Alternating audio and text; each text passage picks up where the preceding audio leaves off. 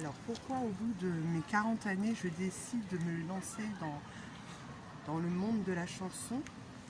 En fait c'est un rêve d'enfant. Étant petite fille, j'aimais bien la création, j'aimais bien les chansons des chanteurs tendance de l'époque, de thriller des années 85 où j'ai commencé vraiment à découvrir les musiques qui étaient très très populaires comme Michael Jackson, comme Whitney Houston. Et j'ai grandi avec cette musique et je faisais toujours des jeux de moi-même, c'est-à-dire que je me déguisais dans la peau du personnage, je m'enfermais dans ma chambre quand mes parents étaient dans le salon ou mes sœurs faisaient d'autres activités et je me mettais à chanter et à faire comme si que je représentais ou que j'étais soit Michael Jackson en fille en chantant ou soit Whitney Houston, la diva. J'aimais jouer des rôles comme ça m'amusait énormément.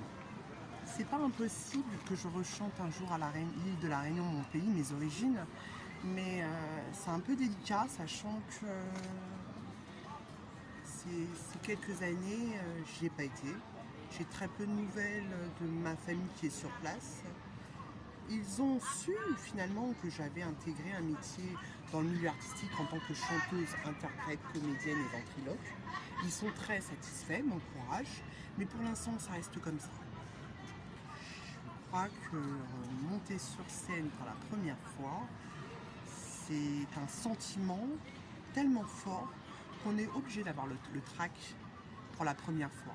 Et nombreux artistes le disent, rien que de voir le public, c'est une montée d'adrénaline. Et du coup, vous devez vous prouver et prouver à votre public que finalement le trac n'est rien, n'est qu'éphémère.